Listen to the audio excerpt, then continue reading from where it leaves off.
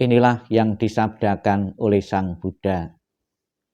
Kehidupan apapun yang mengalami kematian di dunia ini adalah singkat dan penuh dengan penderitaan yang tidak dapat dihitung maupun diukur. Tidak ada alat apapun yang dapat digunakan untuk melarikan diri dari kematian. Setelah mencapai usia tua, maka kematian tak terelakkan. Bagaikan buah setelah masa akan gugur, demikian pula makhluk yang bisa mati setelah dilahirkan haruslah menghadapi takutnya kematian. Seperti halnya dengan periuk keramik, haruslah pecah pada satu waktu. Demikian pula kehidupan dari makhluk yang bisa mati telah ditentukan untuk berpisah. Para remaja dan pemuda yang bijaksana dan yang bodoh, semua ini berada di bawah bayang-bayang kematian.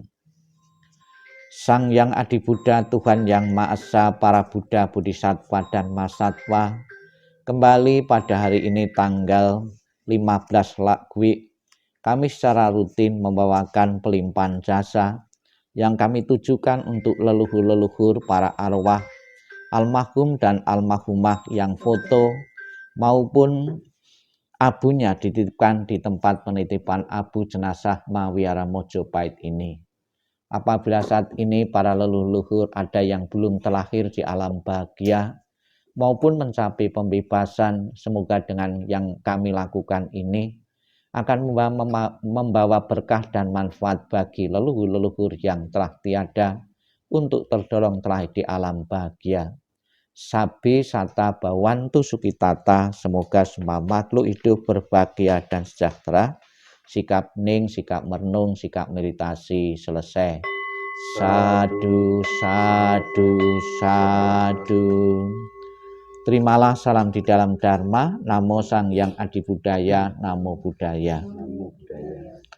Dikatakan di dalam awal kita berpuja bakti tadi tentang tujuan dan manfaat memberi doa, memberikan pelimpahan jasa, Sang Buddha mengatakan demikian.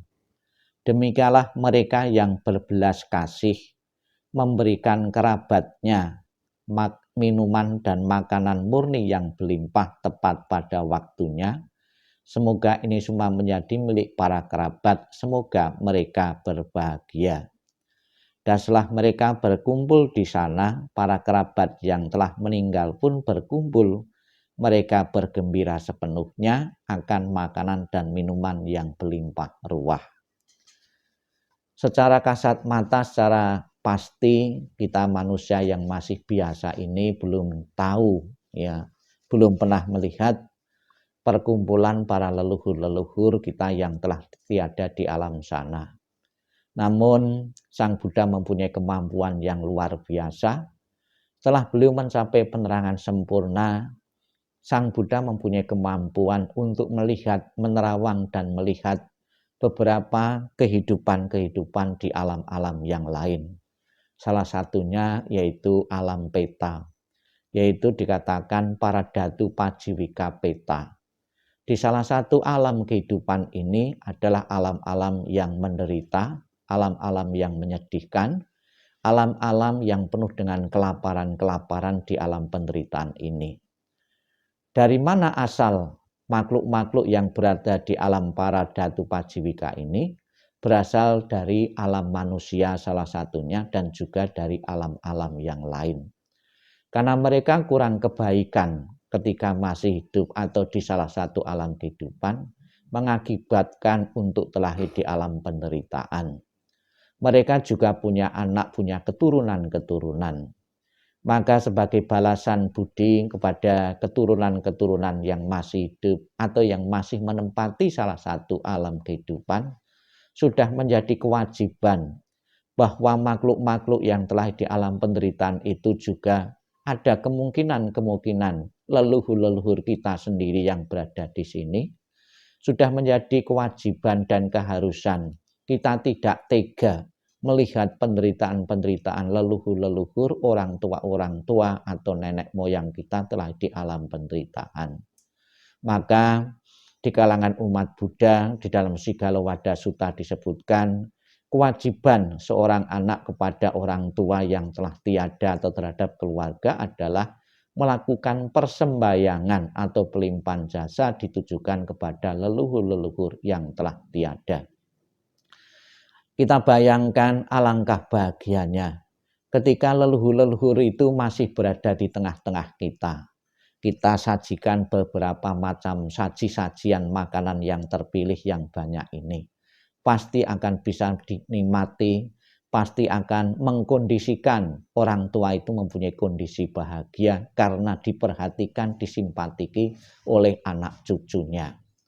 Perasaan bahagia yang ditimbulkan disebabkan karena kita melakukan pelimpahan jasa maupun persembahan inilah yang diperlukan oleh leluhur-leluhur yang telah tiada, oleh arwah-arwah yang tiada, membentuk kondisi bahagia yang diciptakan oleh dirinya sendiri itulah yang akan mengkondisikan kondisi bahagia tempatnya di surga.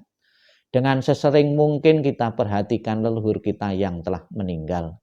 Dengan sesering mungkin leluhur kita berikan simpatik dan pelimpahan jasa.